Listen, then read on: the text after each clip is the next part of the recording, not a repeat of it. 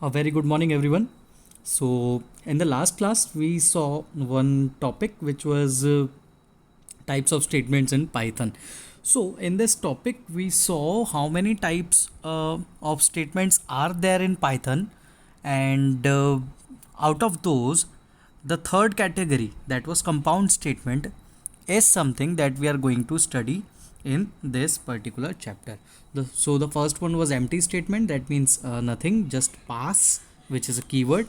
Next is simple statement. Simple statement means a single statement, single line of codes that we write are called simple statements. And similarly, compound statement means so some codes which are of more than one line, so that will be called as compound statement. One thing important about the compound statement was that it consists of a colon, है ना? It consists of a colon sign, and whenever a colon sign comes in a Python program, it is called as a block. So this is something that you should know, means it creates blocks when we talk about compound statements. All right, so this was it. We will get further into it, and we will be getting things very clear once we get on to those topics. Okay, so the topic for today is statement flow control. Now, what we are going to do in this topic is we will be looking at the source codes, and this is a source code. For example, this is the source code, and in this source code, as you can see, most of the time what happens, first line of code, second line of code, third line of code, fourth, fifth and sixth, this is the way in which a particular set of instruction is executed, है ना? ये एक वे होता है. This is one way of getting statements executed. Now so if it is executing the statements in this way, so it is what, it is a flow, है ना? It is a flow of statement. So this is the simple flow of statement from top to bottom, but there are many other flows of a statement that can occur. So that is something that we are going to deal with in this particular topic. Okay, so statement flow control, चलो read करते हैं. In a program, statements may be executed sequentially, selectively or iteratively. Every programming language provides constructs to support sequence, selection और iteration. यहाँ पर इन्होंने क्या बताया कि एक प्रोग्राम में कोई भी स्टेटमेंट्स जो हम लिखते हैं, वो स्टेटमेंट्स इन तीन, सिक्वेंशियल, सिलेक्टिव या इटरेटिव, इन तीन में से कोई से एक फ्लो को फॉलो करता है. We are talking about Python, and we are talking about all the other programming languages that are there, है ना? जावा हो गई, MySQL हो गई, C++ हो गई, PHP हो गई. कोई भी प्रोग्रामिंग लैंग्वेज की अगर मैं बात करूं, तो वहाँ पर भी स्टेटमेंट्स का फ्लो तीन तरीके से हो सकता है. पहला होता है सिक्वेंशियल, दूसरा होता है सिलेक्टिव और तीसरा होता है इटरेटिव. ये तीन होते हैं, ठीक है. चलिए, तो पहले वाले पार्ट को हम देखते हैं. सीक्वेंस क्या होता है?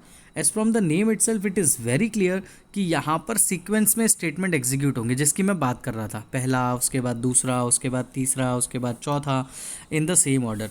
तो ये जो अभी तक हमने देखे, अभी तक जो चैप्टर्स हमने पढ़े हैं, उनमें जितने पाइथन के प्रोग्राम्स बनाए हैं, उन सारे प्रोग्राम्स में जो हमारा फ्लो ऑफ स्टेटमेंट था, वो इस सिक्वेंशियल टाइप का फ्लो ऑफ स्टेटमेंट था. ठीक है, तो ये कुछ नया नहीं है, इसके बारे में बखूबी जानते हैं. इसको रीड करते हैं. The sequence construct means the statements are being executed sequentially. This represents the default flow of statement, है ना? जनरली जो डिफॉल्ट फ्लो ऑफ स्टेटमेंट होता है वो यही होता है, sequential. Every Python program begins with the first statement of program. Each statement in turn is executed. When the final statement of program is executed, the program is done.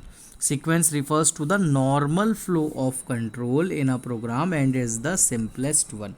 ठीक है. यहाँ पर क्या होगा, पहले स्टेटमेंट को एग्जीक्यूट, फिर दूसरे, और अल्टीमेटली जो भी आपका लास्ट स्टेटमेंट होगा उसको एग्जीक्यूट किया जाएगा.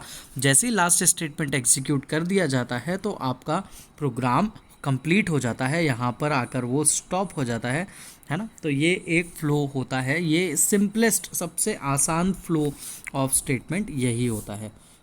आगे बढ़ते हैं। अब पाइथन में कोडिंग करिए तो दूसरा और कौन सा तरीका हो सकता है प्रोग्राम्स को, कोड्स को एग्जीक्यूट करने का? तो जो दूसरा तरीका है वो है सिलेक्शन। ठीक है, वो है सिलेक्शन। अब सिलेक्शन क्या होता है तो चलो इसको समझते हैं।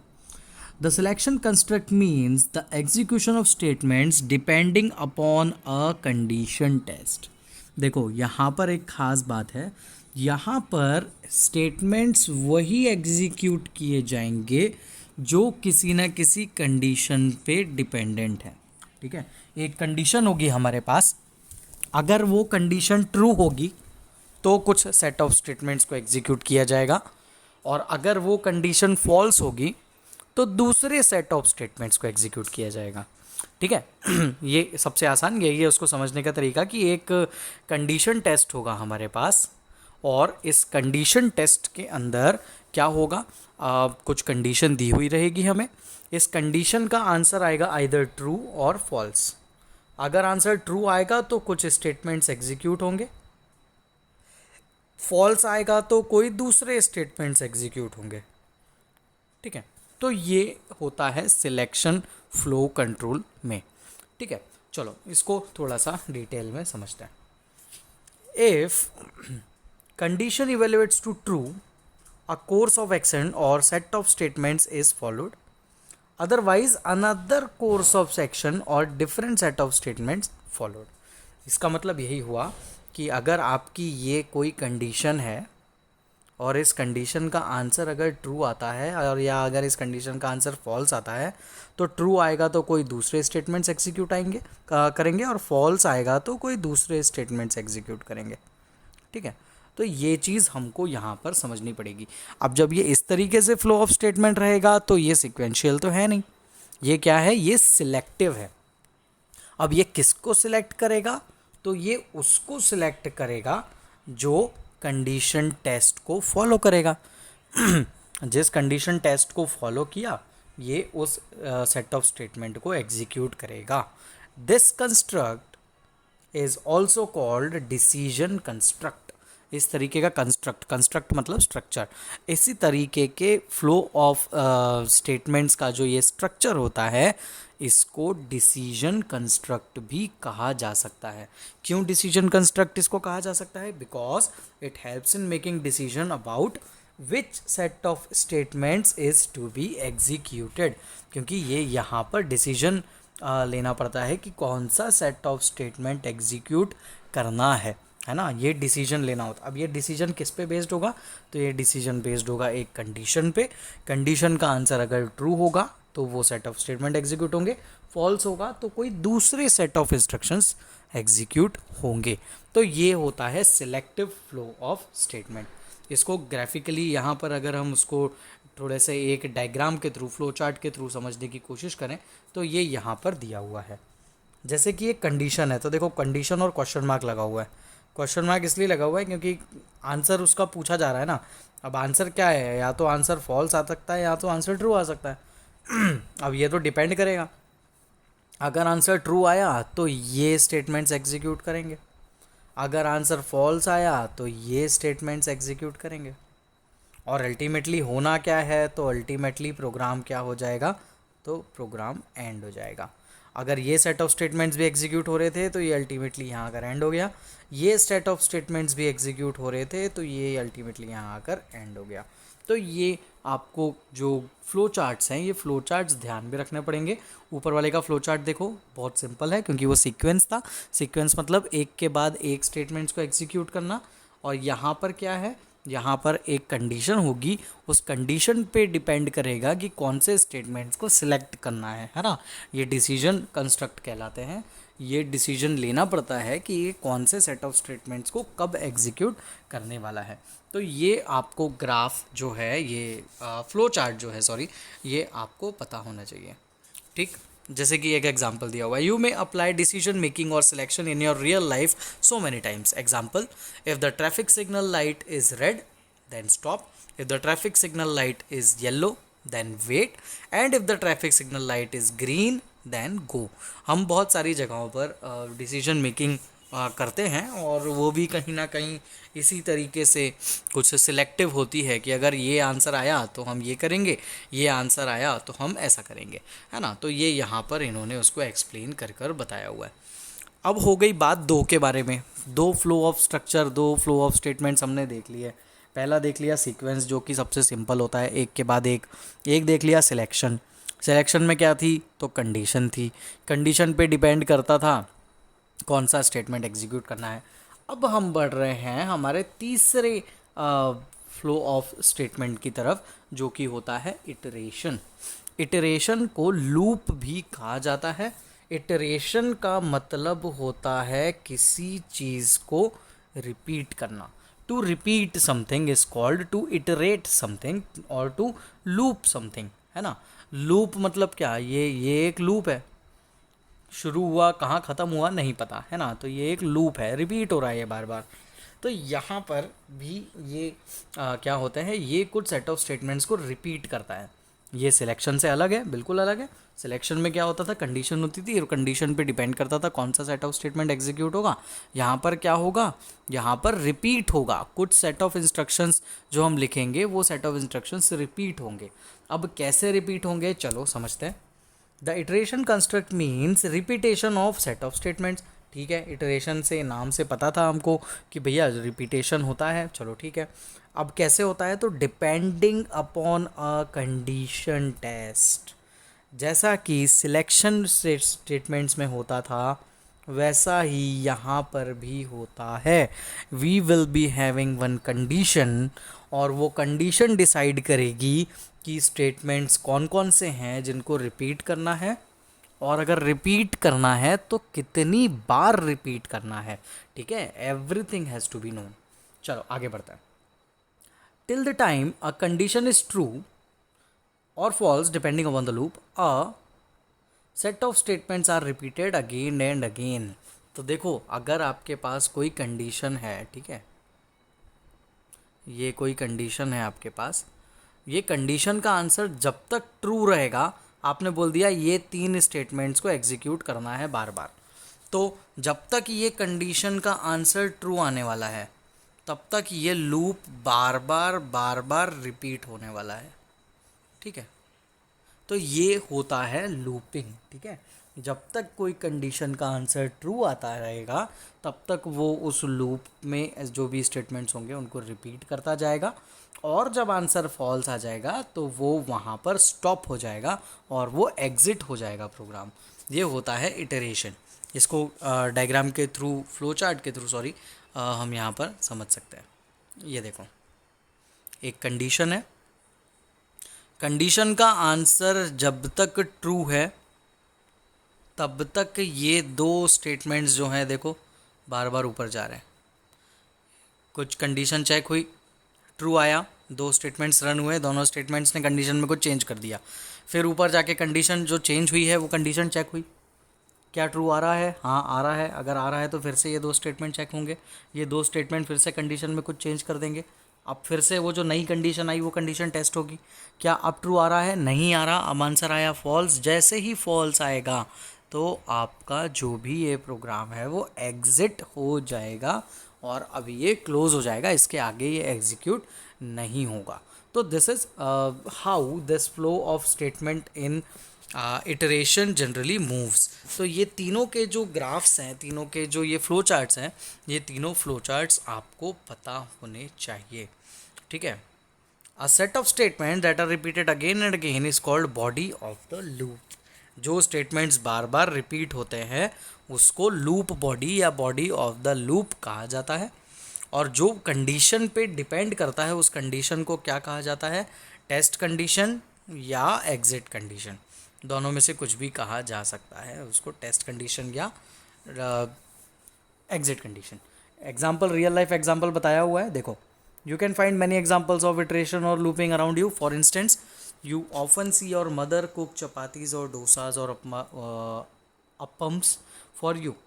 Let's see what she does for you, है ना। घर पे मम्मियाँ जैसे कभी रोटियाँ बनाती हैं तो क्या प्रोसेस होती है रोटी बनाने की, देखो। पुट रोल्ड चपाती और dosa batter on flat pan और tawa. Generally she does that. तवे पे रोटी रखी, उसके बाद 2-3 बार आगे पीछे उसको अच्छे से सेका, तो क्या हुआ, रोटी एक बन गई, है ना। अब उसके बाद क्या एक ही रोटी बनती है क्या घर में? नहीं, जिसको जितनी चाहिए उतनी बनती है। तो जब तक आंसर ट्रू आता रहेगा कि क्या रोटी बनानी है, ट्रू, हाँ, तो अगली रोटी अगली रोटी अगली रोटी, तो इस तरीके से ये हम रिपीटिशन करते हैं। और जैसे ही आंसर फॉल्स आ जाता है कि अब ज़रूरत नहीं है, तो अब क्या होता है, वो स्टेटमेंट वहाँ पर स्टॉप हो जाता है। ठीक, चलिए और आगे देखते हैं और क्या क्या हमको बताया हुआ है। सारी चीज़ें हम समझते हैं और फिर आगे बढ़ेंगे।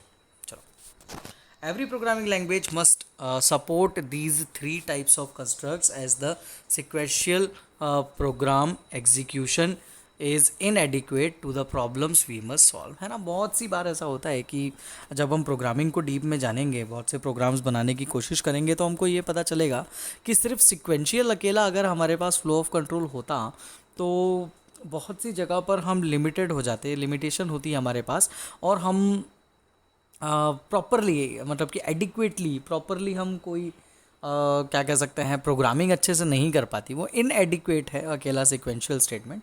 तो इसीलिए ये तीनों जो हैं हमारे सिलेक्शन, इटरेशन और सिक्वेंशियल, तीनों को ही हर प्रोग्रामिंग लैंग्वेज को सपोर्ट करना ही चाहिए, ताकि ईज़िली हम अलग अलग प्रोग्राम्स क्रिएट कर सकें, और मोस्टली करती भी हैं। ठीक है, coming section discuss these Python statements. अब आगे के चैप्टर्स क्या करना, आगे के सेक्शंस क्या करने वाले हैं, तो इफ़ के बारे में, फॉर के बारे में और वाइल के बारे में होंगे। वो इन तीनों को हमको समझाया जाएगा।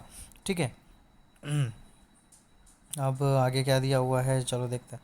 Before we talk about these statements, you should know basic tools that will help you decide about the logic to solve the problem, that is the algorithm. For this, there are multiple tools available. In the following section, we are going to discuss about 3 such tools: flowchart, decision tree and pseudocode. अब क्या होता है कि आपको कोई काम करना है, तो ऐसा तो है नहीं कि आप सीधे काम करने लगते हो, है ना। थोड़ा सा एक माइंड मैप बनाते हैं ना हम कि क्या क्या करना पड़ेगा ये काम को करने के लिए, तो हाँ ये करना पड़ेगा। जब आपने मन में ये जो स्टेप बाय स्टेप एक सॉल्यूशन क्रिएट किया उस प्रॉब्लम को सॉल्व करने का, आपके मन में, जैसे कि आपको कुछ पढ़ाई करनी है, आपने एक टारगेट बना लिया कि मुझे 4 दिन में ये टॉपिक करना है, तो आप सिर्फ टारगेट बना लेने से तो कुछ होगा नहीं। आप लोगों को सारी चीज़ें डिसाइड करनी पड़ेगी, कब कौन सा टॉपिक पढ़ना है, कितने घंटे दिन में पढ़ाई करना है, कौन सा टॉपिक कब पढ़ना है। तो सारी चीज़ों का आपको एक पहले से स्केड्यूल पूरा एक बनाना पड़ेगा। तो वो सारी चीज़ें जो आप क्रिएट करोगे, वो एक स्टेप बाय स्टेप प्रोसीजर होगी, वो जो 4 दिन में आपको टॉपिक पढ़ना है उस प्रॉब्लम को सॉल्व करने की, है ना।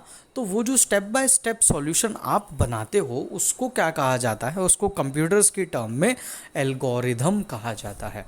ठीक है, इसको हम एल्गोरिदम बोलते हैं कंप्यूटर्स की टर्मिनोलॉजी में। तो यहाँ पर एल्गोरिदम के लिए 3 टूल्स यहाँ पर दिए गए हैं। पहला है फ्लो चार्ट, दूसरा है डिसीजन ट्री और तीसरा है स्यूडोकोड। देखते हैं हम ये क्या होते हैं। ठीक है, अब प्रोग्राम लॉजिक डेवलपमेंट टूल्स, चलिए देखते हैं। Before developing the solution of a problem in terms of a program, you should read and analyze the given problem and decide about the basic subtask needed to solve a problem and the order of these subtasks, है ना। कभी भी कोई भी problem, जैसे कि हमने भी प्रोग्रामिंग की थी, तो हमने सब दिमाग लगाया था ना पहले। जैसे कि फैक्टोरियल करना है, तो फैक्टोरियल पहले होता क्या है, पहले तो वो पता करना पड़ेगा। फैक्टोरियल कितने तक निकालना है, 3 तक निकालना है।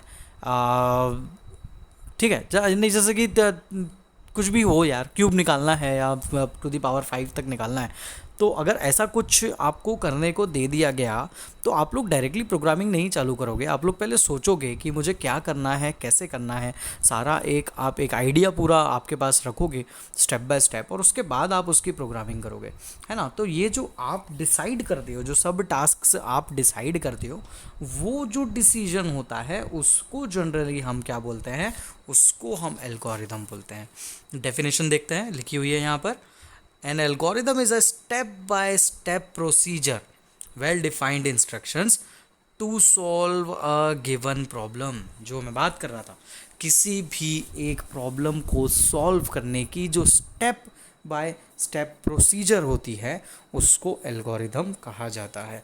ठीक है, देखते हैं एग्जाम्पल यहाँ पर दिया हुआ है। For instance the algorithm to find the remainder of given two numbers is.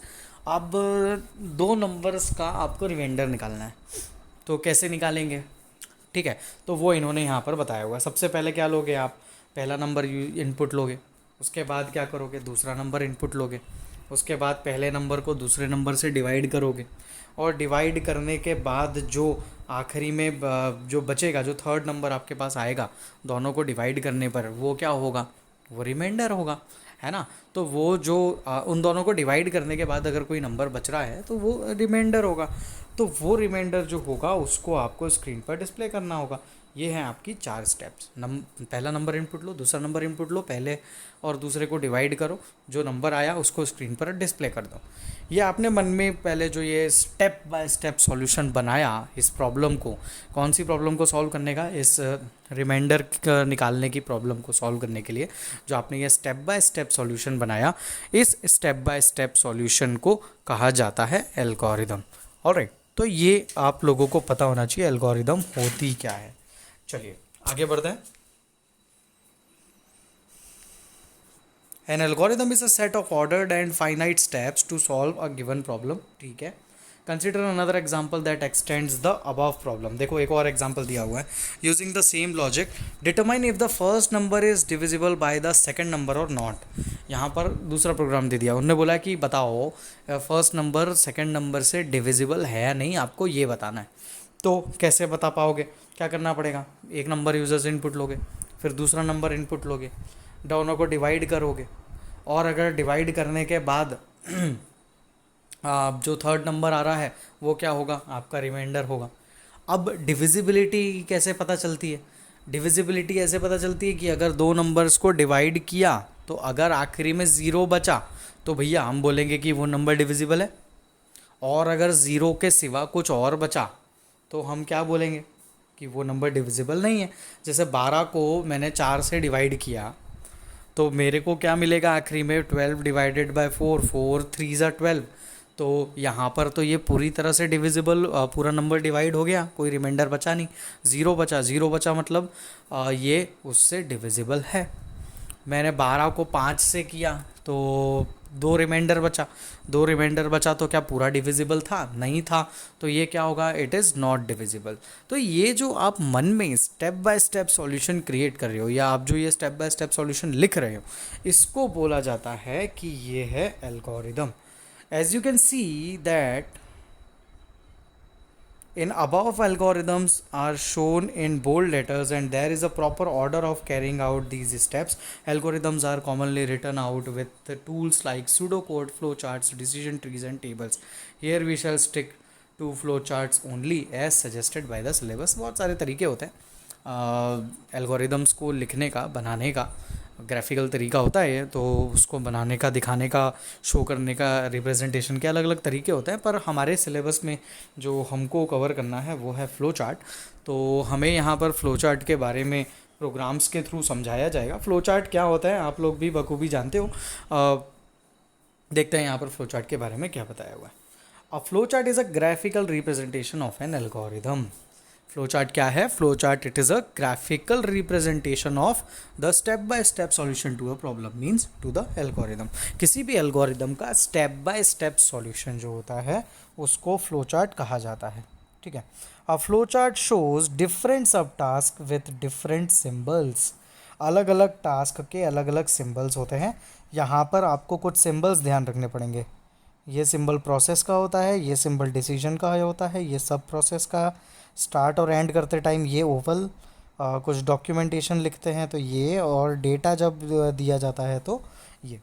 तो ये कुछ 6 जो यहाँ पर फिगर्स दिए हुए हैं, ये 6 फिगर्स आपको डेफिनेटली पता होने चाहिए। ठीक है, इन 6 फिगर्स का बहुत ज़्यादा हम यूज़ करने वाले हैं। सॉरी, चलो आगे बढ़ते हैं। जो हमने पहला प्रोग्राम देखा था, determine if the number is divisible by second number और नॉट, दूसरा वाला है ये। ठीक है, जो पहला नंबर दूसरे नंबर से डिविजिबल है या नहीं है, ये वाला एक प्रोग्राम देखा था। तो उसकी जो हमने एल्गोरिदम बनाई थी, वो एल्गोरिदम को देखो इन्होंने फ्लो चार्ट के फॉर्म में ग्राफिकली रिप्रेजेंट कर दिया है।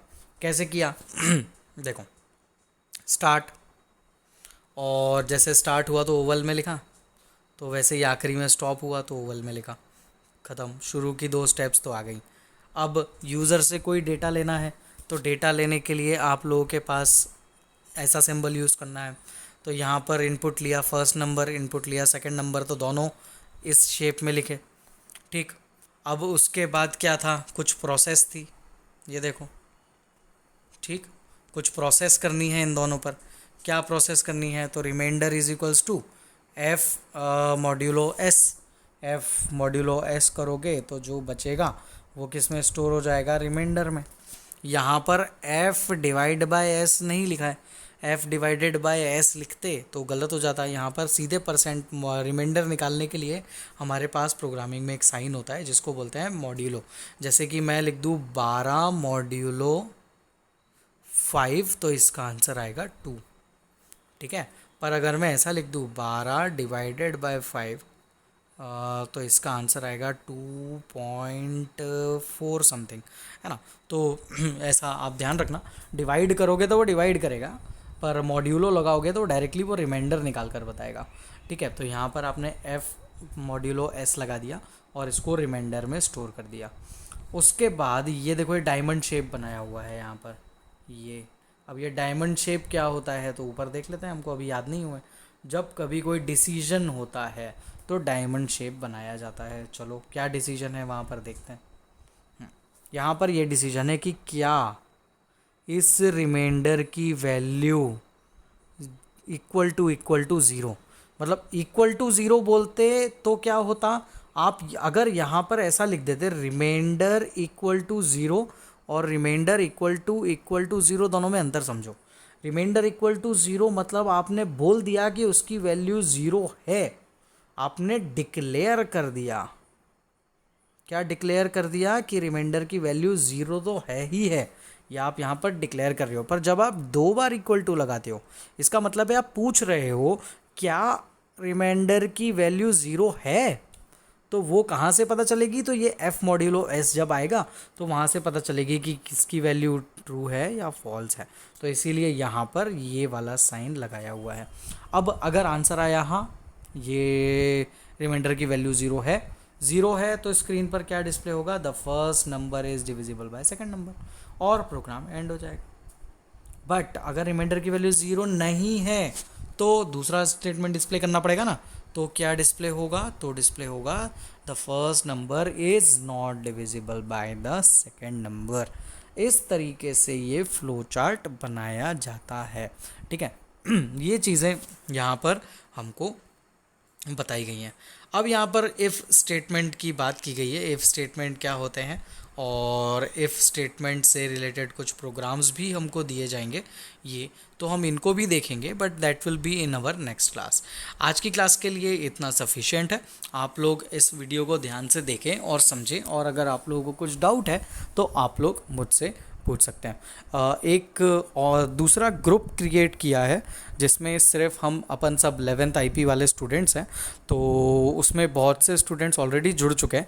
पर आप लोग में से अगर कोई नहीं जुड़ा है तो मुझे व्हाट्सएप करके बोलें, मैं आपको ग्रुप का इनवाइट लिंक भेज दूंगा। आप डायरेक्टली उस लिंक पर क्लिक कर कर उस ग्रुप में ज्वाइन हो सकते हो। मैं वहाँ पर भी PDFs और सारी चीज़ें अपने ग्रुप में, जो नया ग्रुप बनाया है उसमें डालते रहूँगा, ताकि वहाँ से आप लोग सारा मटेरियल ले सकें, ठीक है। तो ग्रुप में के बारे में ज़रूर से मुझसे पर्सनली व्हाट्सएप पे पूछ लें, या दूसरे क्लासमेट्स से भी पूछेंगे तो भी काम हो जाएगा, क्योंकि around 13-14 students are already there in the group.